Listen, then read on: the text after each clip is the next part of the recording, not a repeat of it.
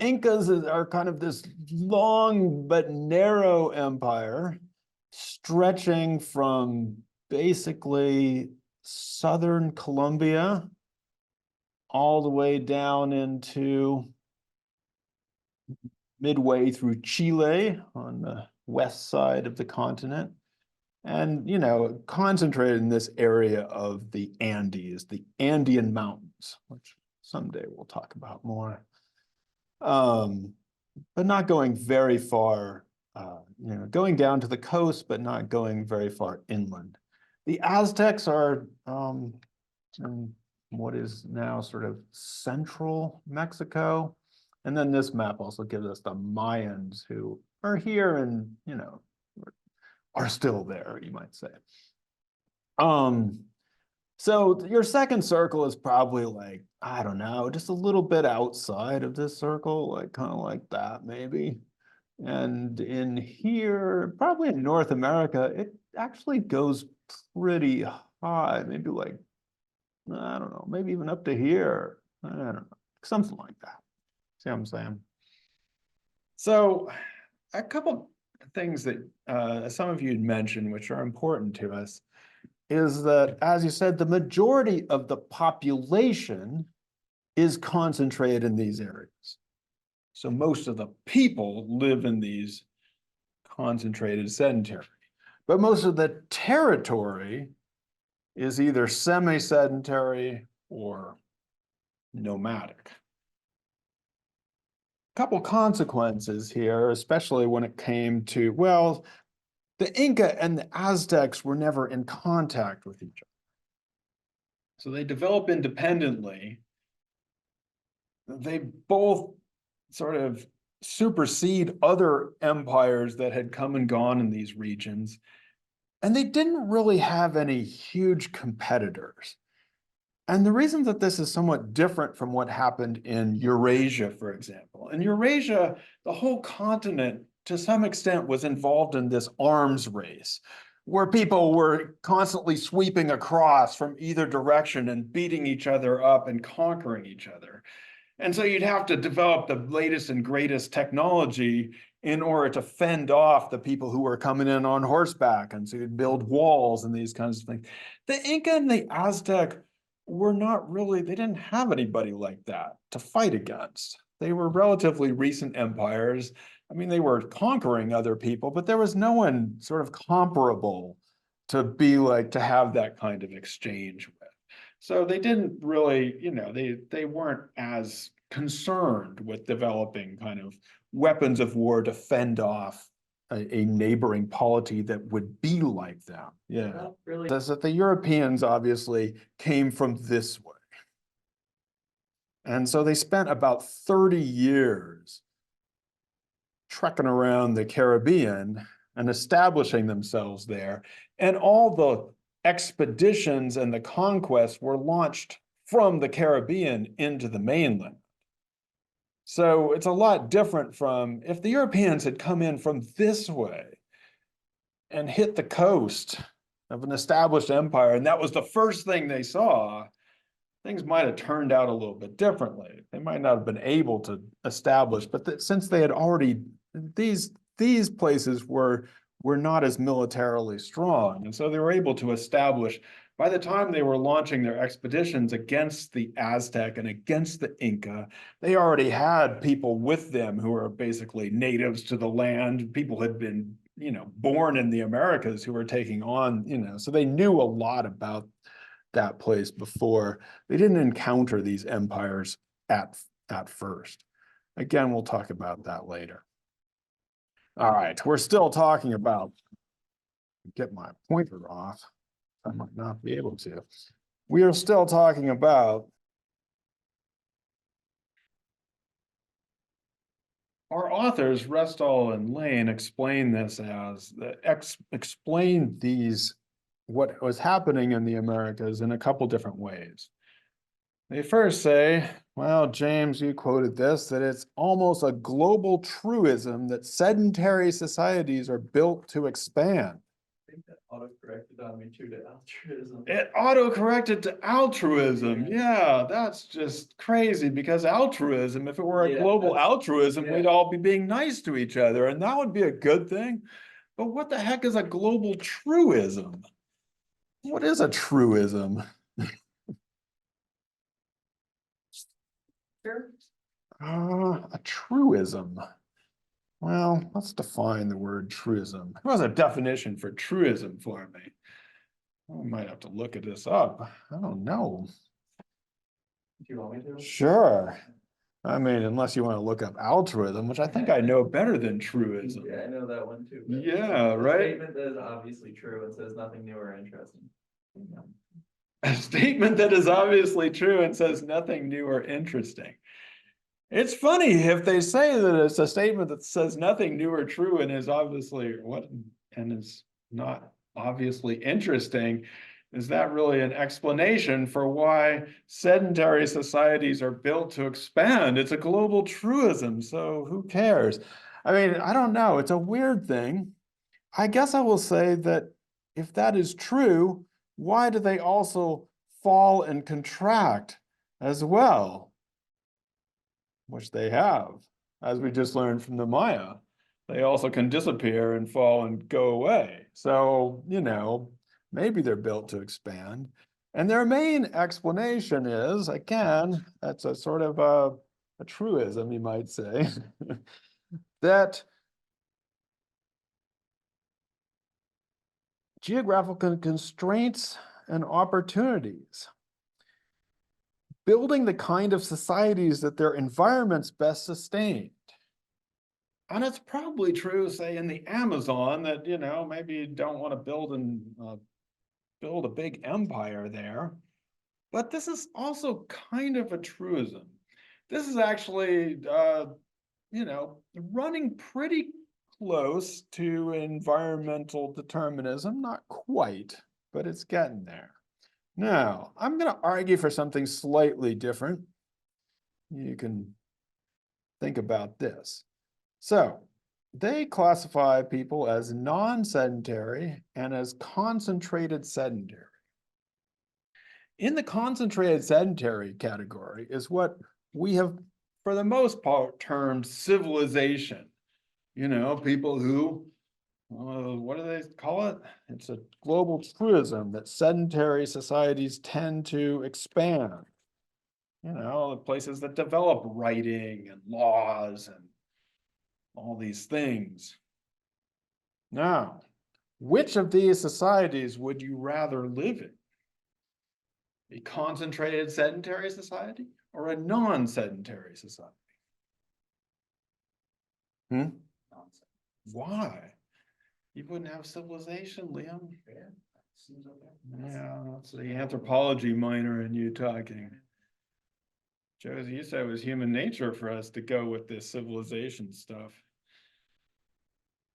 Develop cities, laws, all those good things. Isn't that what we're doing here? We prefer civilization, right? I mean, I think the terms sedentary and non-sedentary, when you define people in terms of what they are not, you're obviously privileging, as I've accused the historians of doing, you're privileging the sedentary, because that's what they like. They leave written records. They leave civilization. Yeah, we shouldn't overlook the fact that a lot of these civilizations or concentrated sedentaries also disappear and fall back, and that most of the world. Let's rethink this though a little bit. What if I called non-sedentary people mobile, which they are? Instead of calling them non-sedentary, I call them mobile, which they say that they were very mobile, so they're able to move around, which we all like to do, right? Being mobile seems like a good thing. And being free, not being under anybody, being able to move wherever I want. And what if I called these people, instead of calling them civilized, I called them immobilized authoritarian societies, in which you have to obey the laws or else you're going to be like, you know, put in my jail. Now, which society do you want to live in? Now, Liam's choice is looking better and better, right? Because he wants to live in an immobilized authoritarian society. Now, I want to live in a society that is mobile and free.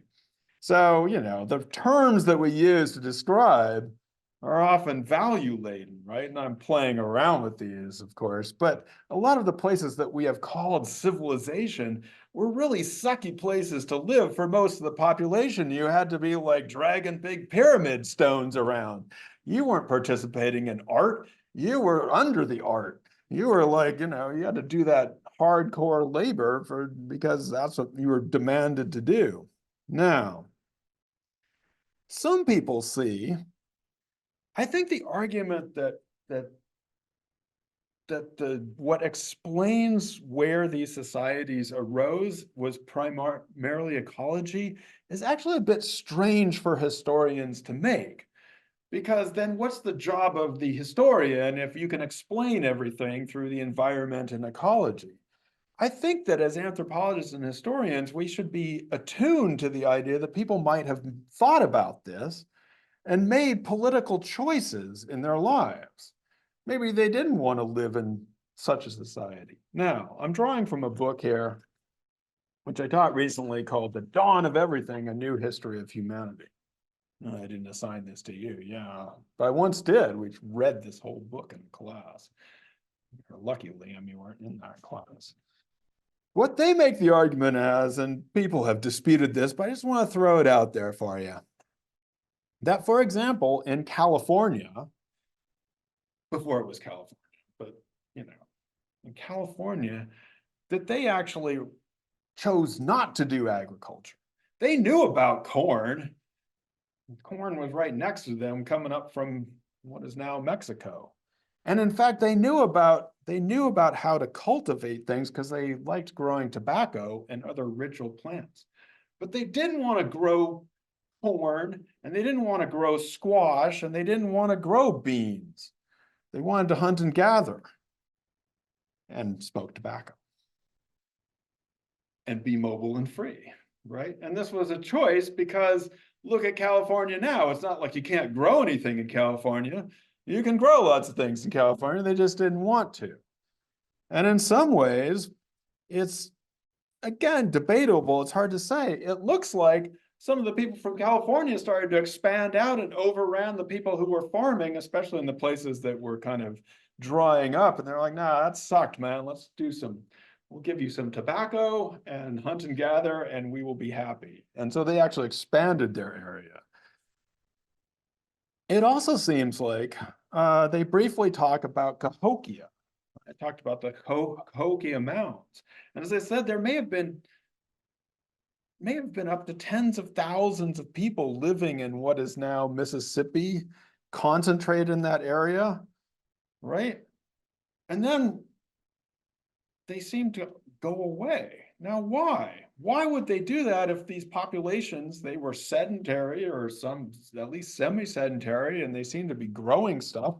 If they're destined to expand, it's a global truism that they're destined to expand, then why do they go away? Our authors here argue that in fact, this was a rejection of the authoritarianism, and that when the Europeans arrived, the French and other explorers in North America, that they had basically developed a different type of society, which in some ways was a reaction to the evils of Cahokia. What's interesting is that we have some evidence, not from the people themselves, but the Jesuit missionaries the Jesuit missionaries were like the intellectuals of Catholicism. They didn't want to just forcibly convert you. They wanted to talk you into it. They wanted to convince you. And so they were like, in Europe, they were like the convincers. And so they had to read up on other people. And so the Jesuits actually learned other people's languages, translated the Bible into other people's languages, and then would argue with them about it. And the funny thing is they got the people that they were arguing with, at least according to the Jesuits, they weren't able to convince them. They were like, no, we got it better here. We have freedom, we have more equality, and we care for each other. You Europeans, you're always in these hierarchies. You're always telling each other what to do. You don't care for your poor and you're unhoused. You're letting people starve, we're better. So the Jesuits were like mad, they couldn't convert them. Moreover, you have to remember at this time, the Jesuits and the Europeans did not place any value on freedom. They didn't give a shit about freedom. They wanted people to be under the church and under the state. They wanted the authoritarianism. Democracy, that wasn't a thing. They didn't want people to be free. And so, controversially, our authors here, Graeber and Wengrow, I should say, argue that the origins of phrases like and the ideas that were rallying cries of liberty, equality, brotherhood. Wait, what's that the phrase of? French Revolution, right? Now, admittedly, things went a little bit weird there, but the idea that we are free, equal, and care for each other, that idea actually comes to us from traditions of the Americas.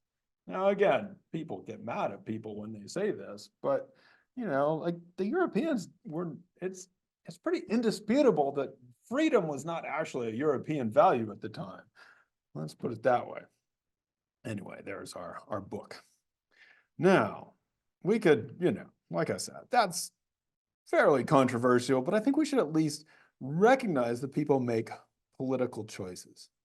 We should also recognize that, as Josie has been reading from in 1491, that before the Europeans came, the world of this continent had already been shaped by human activity in ways that we can't understand because a lot of that was obliterated or people were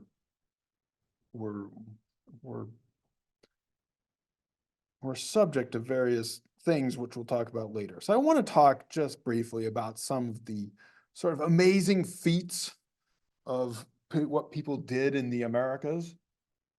First of all, I want to again emphasize the importance of hunters and gatherers. That's how people got here. Hunting, gathering, and fishing, I should say. That's how they populated the whole place of the Americas and had a very sustainable lifestyle. The other thing that people often don't realize, and Mayan extensively discusses this, is that hunters and gatherers often use fire to transform the landscape, to encourage the growth of plants and animals that they like. And so, especially here in the Northeast, people used fire a lot to transform the landscape. And there is evidence that they also are responsible for giving us what is now the Amazon. We look at this rich Amazon basin, and it seems like that is as much human created as it is natural. They also had, of course, knowledge of various medicinal plants and stuff that was in the natural environment and the ways of using that, which still give us some of our medicines today. So again, when we talk about contributions, we should not leave out what the hunter and gatherers did and have done. The second amazing feat, I think our authors talk about all these crops that were given to us, but I'm actually quoting from another textbook I used to use. Some of the best stuff that we have in our world today was given to us by indigenous people of the Americas who domesticated all these things. It's hard to imagine our world without. There were no tomatoes in Italian cuisine before Columbus. There was no corn in Africa and elsewhere before they got it from the Americans. Potatoes were spread so fast into places like Ireland and all the way east, and probably saved millions of lives being able to grow potatoes. Also resulted in some lives lost, but all these things will all come to us from the Americans. Tobacco too. Maybe that wasn't the best thing, but it was pretty good. They also discovered a way to grow beans, squash, and corn together which was not only sort of sustainable in the sense of it supplied nutrients to the soil, but when you ate those things together in combination, it resulted in a nutritious and complete meal. In my part of northern Italy, they really got into the corn part of this, made polenta out of corn, and it was really cheap, and they ate so much of it that they actually got malnourished because they didn't use the beans and the squash. You have to combine those things together to get the full nourishment. If you just full up on pure corn, it's not a great idea, trust me. So, you know, this is something that Restall and Lane talk about on page 7. These things are probably, of all the things that the Americas gave to the world, it's hard to imagine our world without potatoes and corn and tomatoes, tobacco.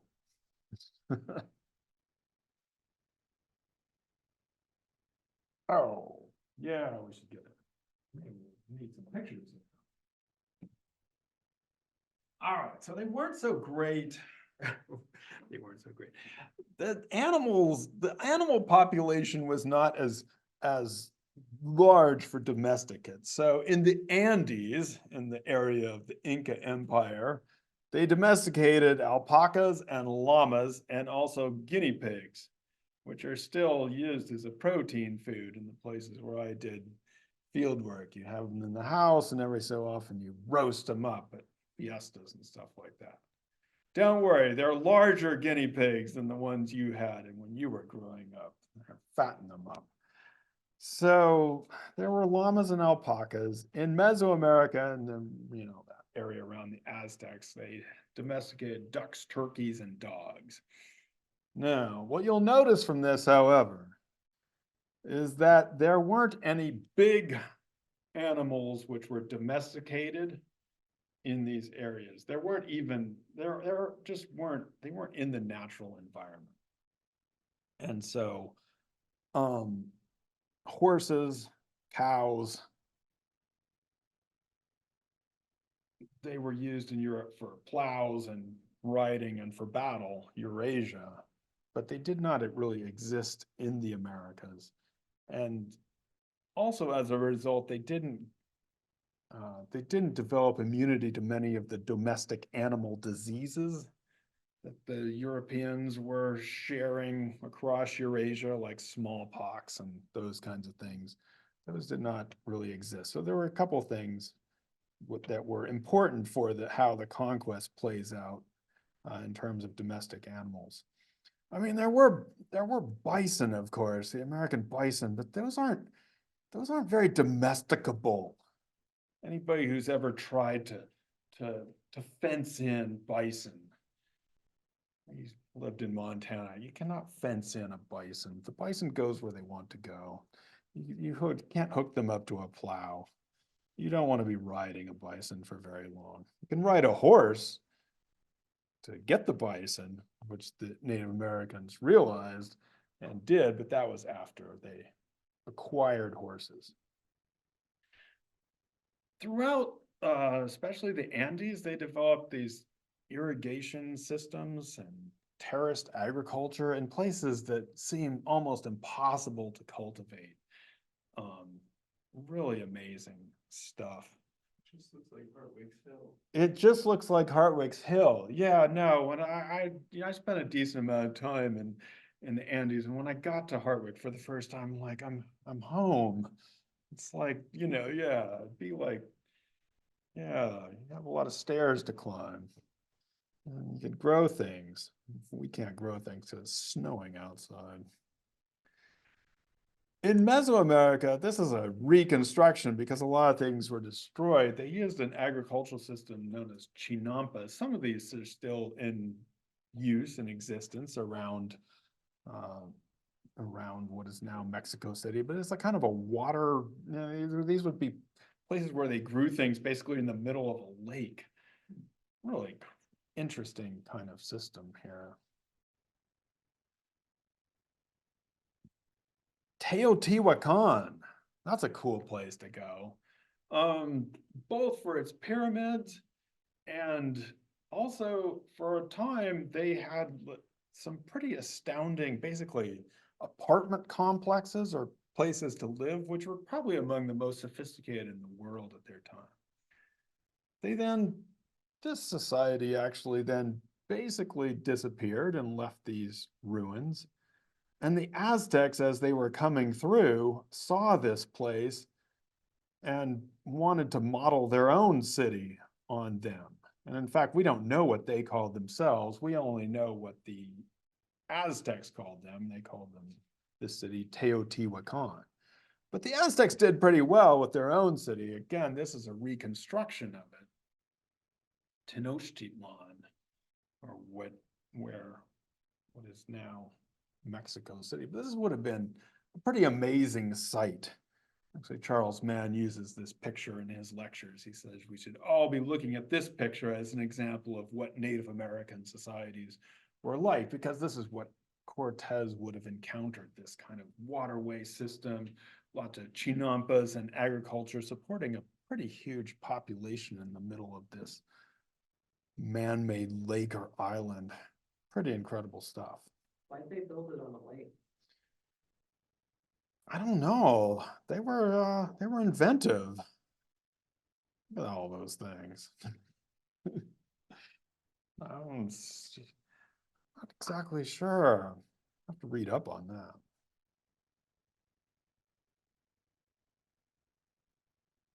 Then there are the quipu strings, sometimes written as.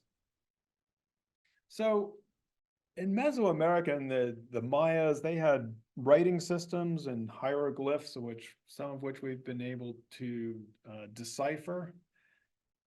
A lot of people said the Inca Empire didn't have writing.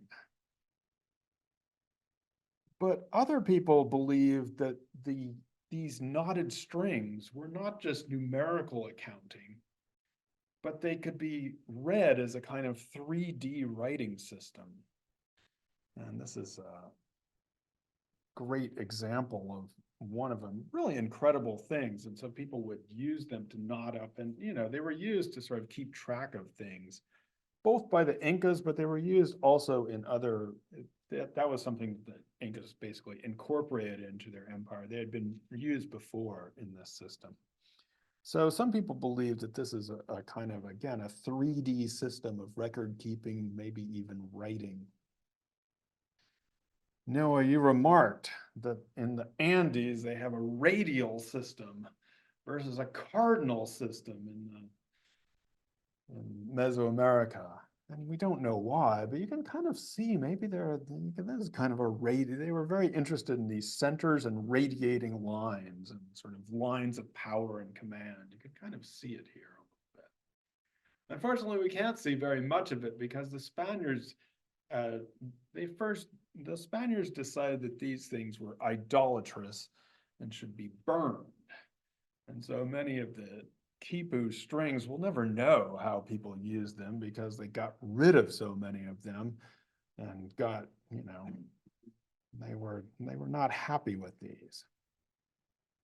So this brings us to our question is why were the Spaniards so in the mood to be burning things and condemning people for being idolatrous? Why was it that they were so intent on